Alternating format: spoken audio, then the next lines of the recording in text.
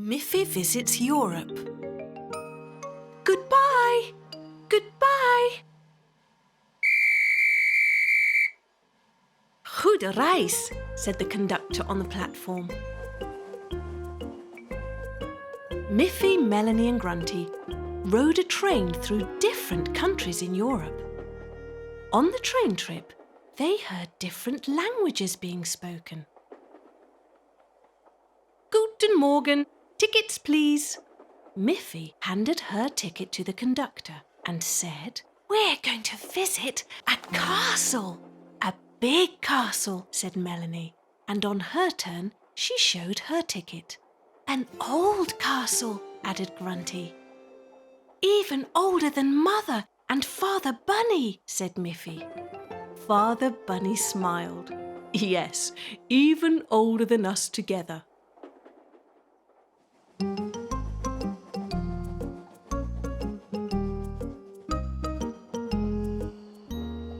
Another conductor came by. "Bonjour," he said. "Good morning," Miffy answered, and Melanie tried in French. "Bonjour," and so did Grunty. "Bonjour." "Enjoy your journey," said the conductor. Mother Bunny explained that different languages have different ways of saying the same thing. Guten Morgen means good morning in German. "And bonjour is how you say it in French," said Miffy. "And the Italians say buongiorno," said Melanie. "And I say we're here," said Father Bunny. They crowded the window and saw a beautiful old castle in the distance. "We're here!" cried Miffy. Miffy, Melanie and Grunty couldn't wait to get to the castle. "Look at the bridge," said Grunty. "It's a drawbridge," explained Miffy. "You can close it from inside if you don't want to let somebody in." They walked over the bridge and stood in front of the castle and looked up to the top of the castle doors. Gasped Miffy. "These doors are the biggest I've ever seen." "But how do we get in?" asked Melanie. Grunty saw a big door knocker. "I can knock on the door," she cried.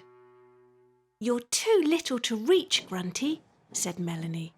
"But I can reach it," said Miffy, as she stretched on her tippy toes.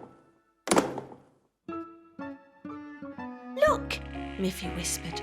"The doors! They're opening!" "Let's go in," said Father Bunny. They hurried inside the big castle doors.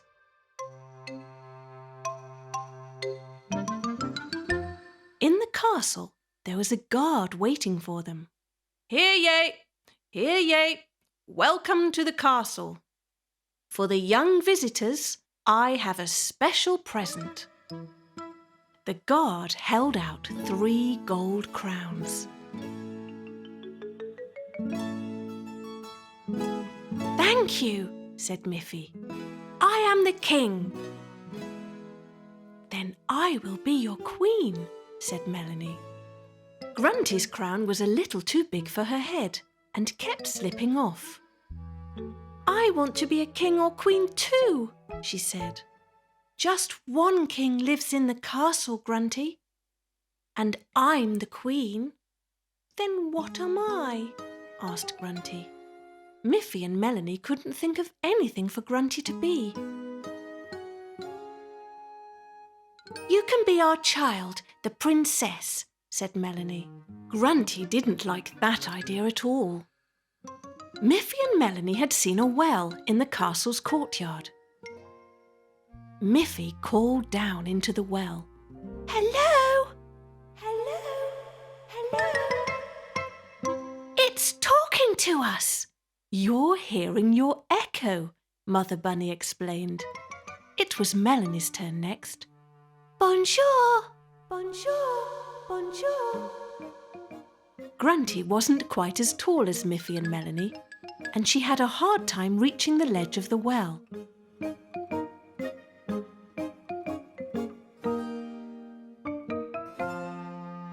Buongiorno! Buongiorno!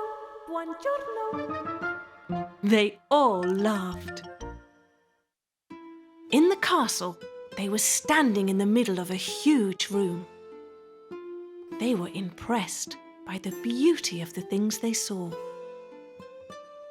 Is everything made of gold? Whispered Miffy. All those kings and queens must have been very rich, said Melanie. Mother Bunny showed them 2 thrones. How old are they? Asked Miffy. Hundreds of years old, as long as the castle has been here. This must have been the king's throne, said Miffy. And this was the queen's throne, added Melanie. Grunty looked around the room. And the princess? Didn't she have her own throne? Grunty was not happy to see that there were only 2 thrones. Miffy looked at the many colourful flags on the wall. Each king and queen had their own flag. I think we take that one as ours.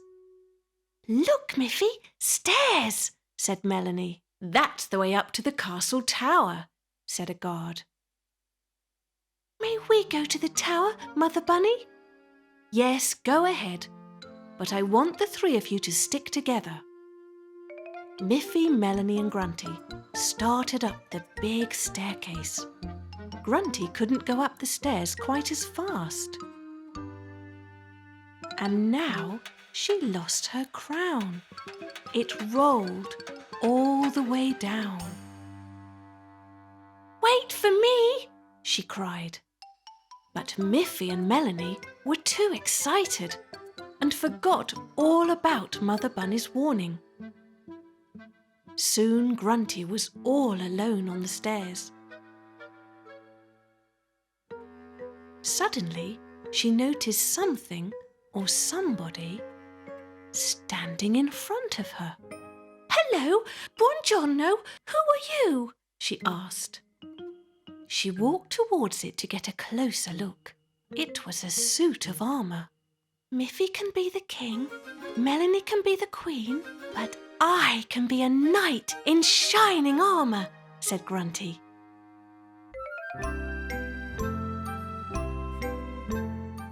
Guten Morgen. Bonjour. Buongiorno. Mother and Father Bunny looked up.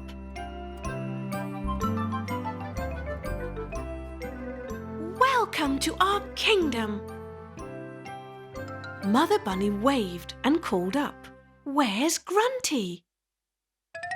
Oh! I thought she was right behind us. Let's go and find her. Mother and Father Bunny also started to look when Father Bunny spotted Grunty's damaged crown. Oh dear, he said. They couldn't find Grunty. She wasn't up there. We didn't see her down there either, but we found her crown. Then they heard a voice. Guten Morgen. Where did the voice come from? Bonjour. They turned to look at the suit of armour. Buongiorno. Grunty? Asked Miffy. I'm not Grunty. I'm a knight in shining armour. Grunty jumped out to surprise them. Everyone laughed. Hooray! Your crown is a little damaged, Grunty, but this feather will turn it into a real helmet for a brave knight. There. Hooray for the knight! The knight, the queen and the king went back down the castle steps, through the main room, past the well and out of the big castle doors. And soon they were on the train going home. It had been a wonderful day. Miffy visits the Far East.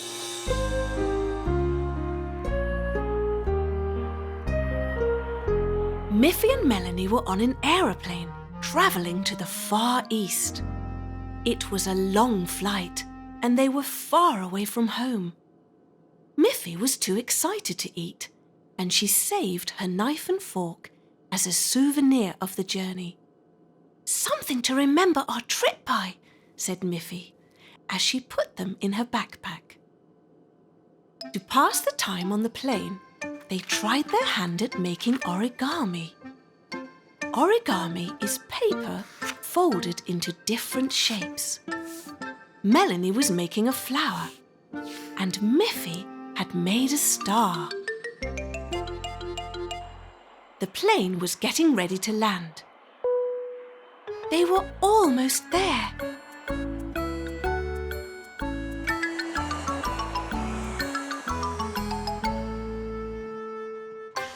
"Welcome to the Far East," said a friendly flight attendant as Miffy and Melanie got off the aeroplane.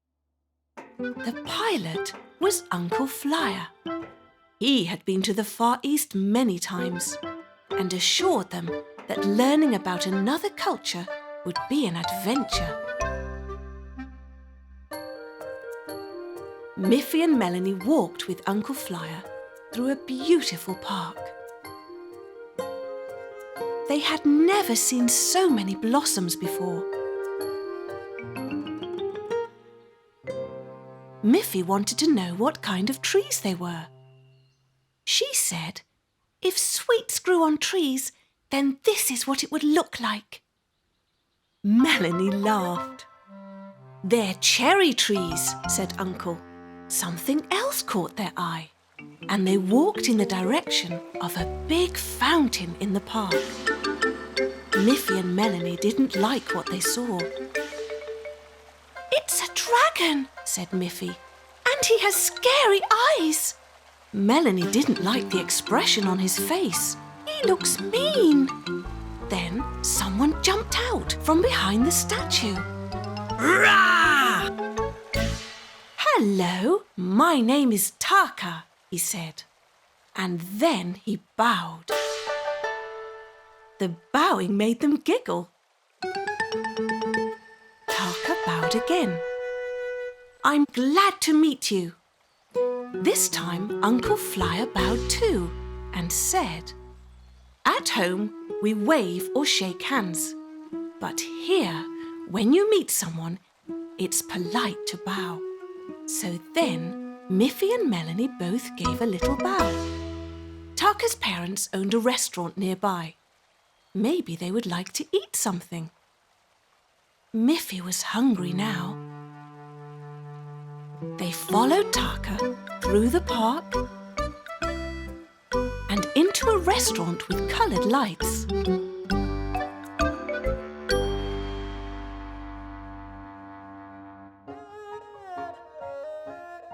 Miffy and Melanie were served things they'd never tasted before. They had rice and seaweed and a special hot tea. It was all very new and different for them. But for Taka and his family, it was a typical meal. It wasn't just the food that was different. They didn't eat with knives and forks. They used chopsticks. Miffy had never seen chopsticks before. She tried her best, but the food kept falling off. So Miffy watched Taka, and with a little practice, she got better and better. "Chopsticks are fun," Melanie agreed, even when she kept dropping seaweed from hers. Everyone had a good laugh. Miffy had an idea. "Look, Taka. We use a knife and fork to eat our food back home."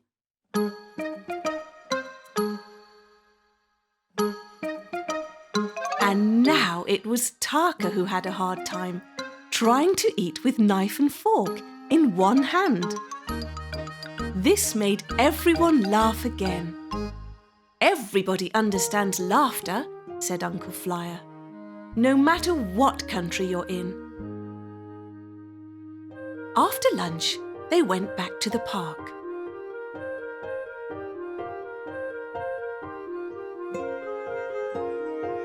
While Uncle Flyer strolled under the cherry blossoms, Tucker told Miffy and Melanie that he had a surprise. "Cover your eyes." Miffy tried to sneak a peek. "Don't peek." Melanie wanted Tucker to give them a hint. "It's something that can go very high in the sky," he said. "A bouncing ball," guessed Melanie. Tucker laughed and told them they could look now. It wasn't a bouncing ball. "How do you like my kite?" asked Tucker. But Miffy didn't like his kite at all. It had the face of a dragon. "What a scary dragon," said Melanie. Tucker was surprised. He explained that dragons aren't scary, they bring good luck. Miffy had never heard of dragons that bring good luck. Uncle Flyer reminded them that things have different meanings in different places. "But how does a dragon mean good luck?" asked Miffy. He told them to think about all the wonderful and fun things that had happened since they arrived. Miffy and Melanie thought hard.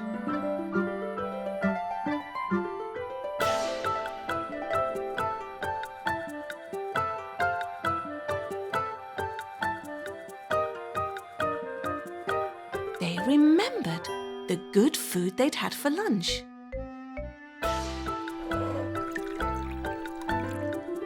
"Now I'm not hungry anymore," said Miffy. "And learning to eat with chopsticks." "That was fun," laughed Melanie. And they had made a new friend, Tucker.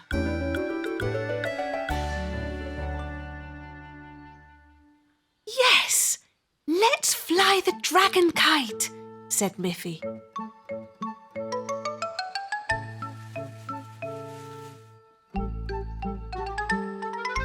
The dragon kite went high, high, high, up into the sky.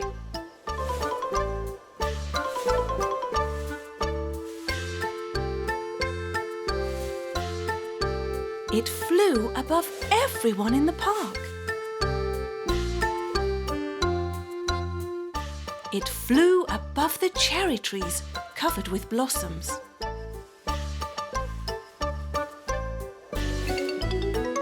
"Tucker, can you show me how to fly the kite?" asked Miffy.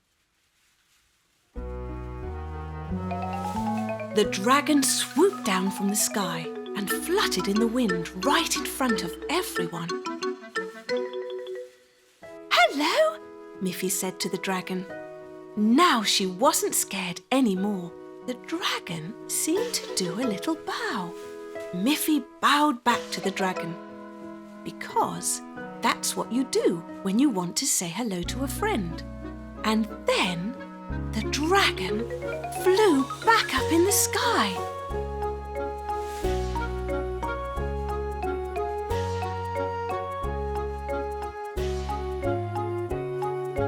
Tucker handed the kite string to Miffy.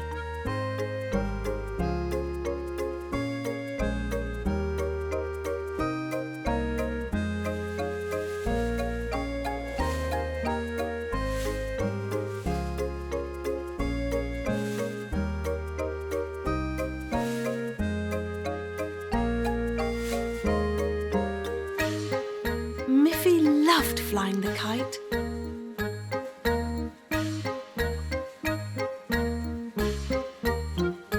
"Thank you," she said, returning the kite to Tucker. "Dragons bring good luck, and meeting you was the best luck of all." In the plane home, Miffy and Melanie folded paper into small dragons. "These will bring us good luck back home too." Miffy visits Africa.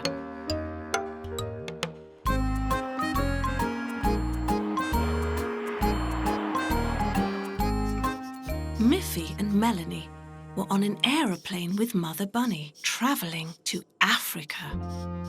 They were visiting Melanie's relatives for a holiday. The flight attendant brought some gifts. Would you like some bracelets? Oh, yes, they would. They're beautiful, Miffy exclaimed. You can wear these bracelets to show your friendship, the flight attendant added. Miffy and Melanie thanked her and said, "We will always be friends."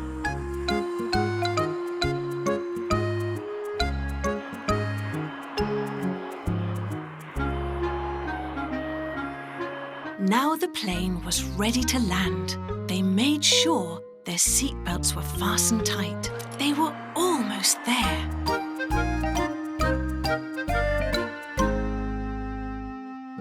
Melanie's aunt and uncle were preparing a welcome dinner when they arrived in the village. Everyone was very glad to see them.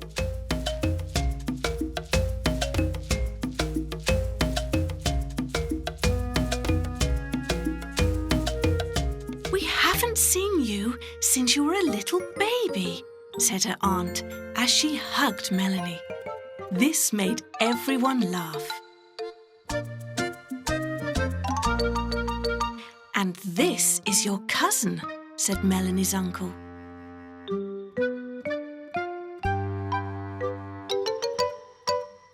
"Hello. My name is Manu. Would you like to see our house?"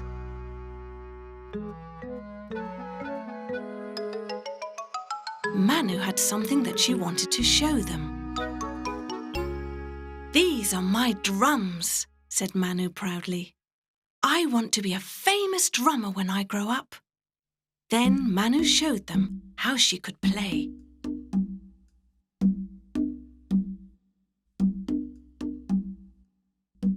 Melanie started moving to the beat of the drums. The faster Manu played, the faster Melanie danced. Melanie invited Miffy to dance too. But Miffy felt shy. She'd never done that kind of dancing before. Then Auntie called out, "Time for bed!"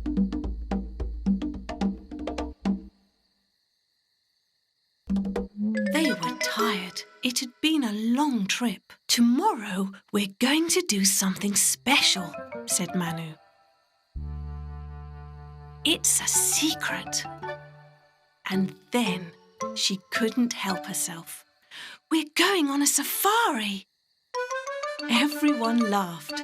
Manu wasn't very good at keeping secrets.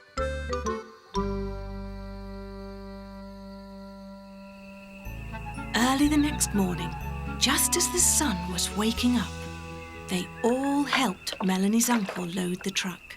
Manu carried the water, because later in the day it would be very hot. Miffy carried visors, because the African sun gets so bright. And Melanie carried binoculars, because they wanted to get a good look at any wild animals they might see on the safari. Soon they were ready to leave. Melanie's auntie and Mother Bunny waved goodbye, and off they went.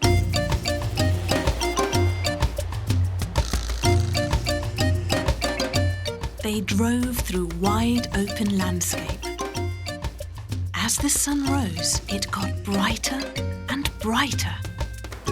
That's why they had put on their visors. Then it started to get hot. "We'll stop here, under the shade of that tree," said Manu's father. "See the water," Manu whispered. "That's where the animals come to get a drink." Miffy looked through the binoculars. "Look, a zebra!" Miffy shouted. "And a baby one too! And I see giraffes!" "Shh!" whispered Manu. "You'll frighten them." Miffy's visor kept slipping down over her eyes. Finally, she took it off and placed it on the seat beside her. It felt cool under the shade of the tree. Next, they saw something moving in the water. It's a hippo. They love swimming in the cool water, said Manu. They even saw a lion taking a nap. Shh, whispered Manu. We'd better not wake him up. Miffy and Melanie had never seen anything like it. At home, they'd been to the zoo. But in Africa, the animals lived on the open land, in nature. Look, a monkey, Manu cried. Manu was right.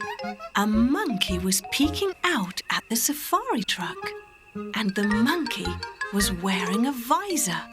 Miffy looked at the seat where she had left her visor, and it was gone. That monkey is wearing my visor. The monkey must have snuck up on the truck and taken Miffy's visor. Don't worry, Miffy, said Manu's father. You can wear mine. But now we have to go back before it gets too hot. They all waved goodbye to the animals.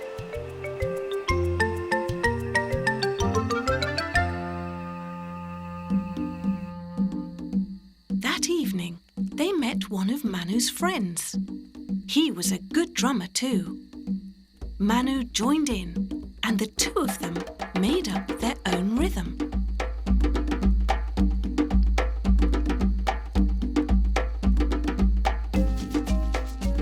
A big moon rose in the sky. Stars twinkled like diamonds. Manu gave Miffy and Melanie their own drums. Miffy had never played the drums before, but with encouragement from the others, Miffy started playing too.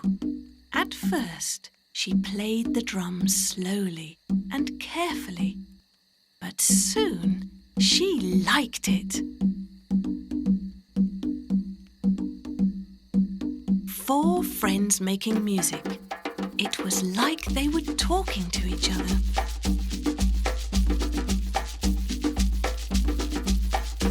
Everyone danced to the drumming. Auntie loved to dance. Even Mother Bunny joined in.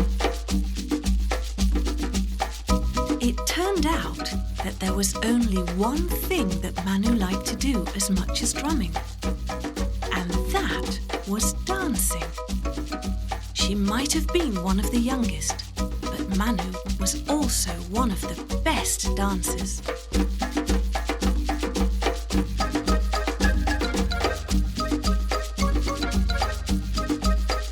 This time, Miffy didn't feel as shy. They danced and danced and danced. Eventually, everyone was so tired they couldn't dance anymore. Manu had one more surprise for Miffy and Melanie. These drums are for you. Miffy and Melanie each took off one of their bracelets they had been given on the aeroplane and held them out to Manu. We wear these bracelets to show our friendship. And since you're our new friend, we'd like you to have them. For once, Manu didn't know what to say. She was so excited that she put the bracelets on and didn't take them off for a long, long time. There's a good chance that Manu is still wearing those bracelets. After all, friendship can last forever.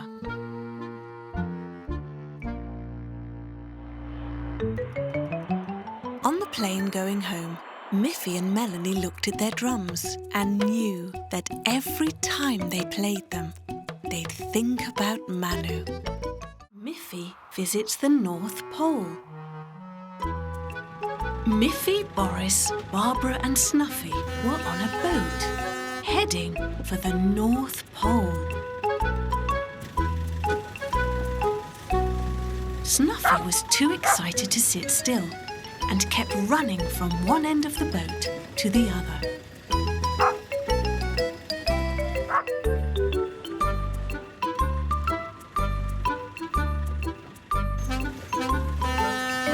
"We're almost there," Boris called out. "Hooray!" Boris and Barbara had family who lived at the North Pole, and Miffy and Snuffy were going with them for a visit. Boris let Miffy look through his telescope. She couldn't believe how much snow and ice there was. "It snows at home," said Miffy, "but I think it snows much more on the North Pole." Miffy laughed. "Oh, Snuffy, I know. We're nearly there."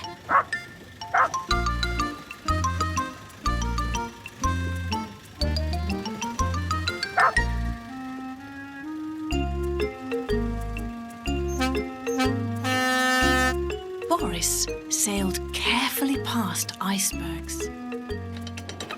and the boat quietly floated into the dock.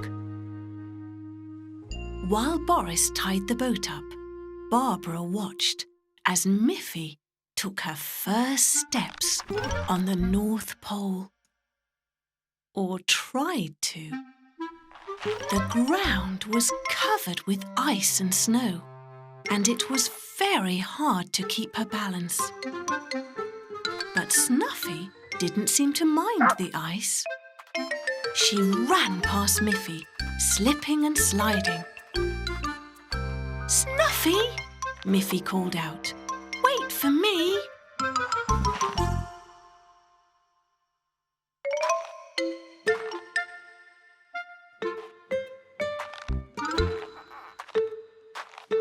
Miffy slowly got used to walking on the ice.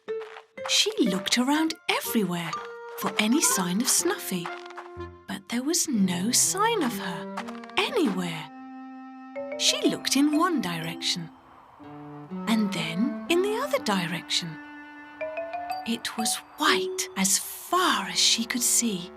Miffy shivered. "It gets cold at home," she said, "but never this cold."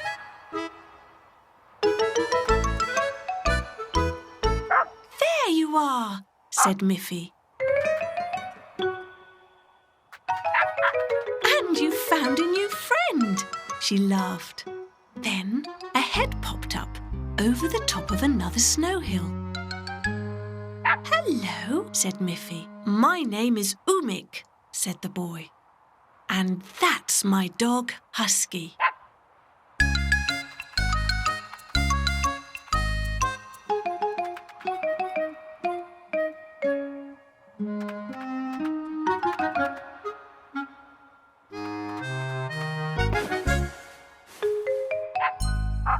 Miffy and Umik laughed. "I'm Boris and Barbara's cousin.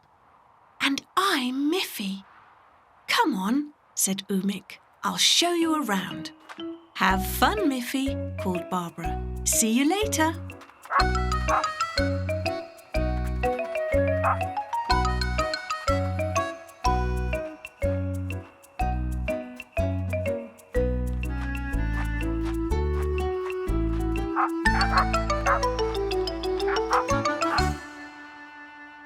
They had a lot of fun playing in the snow.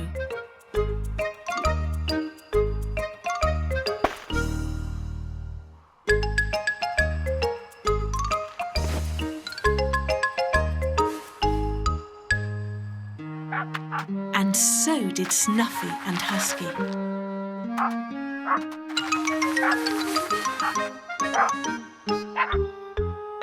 Miffy and Umik made a beautiful snowman.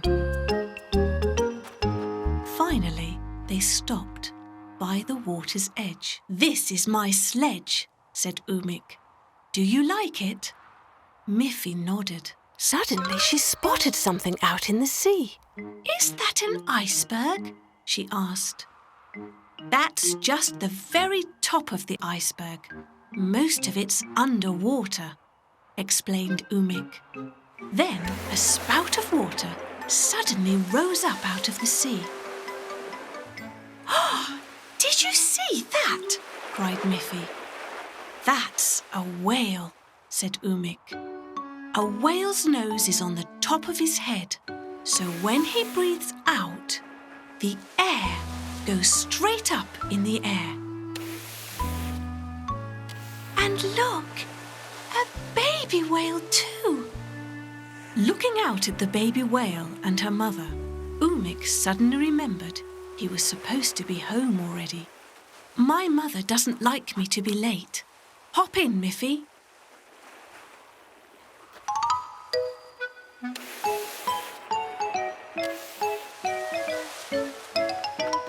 Husky pulled them across the snow-covered ground in Umik's sledge, and Snuffy happily ran beside them. Umik's mother was waiting for them, with Boris and Barbara, and everyone was happy to see each other.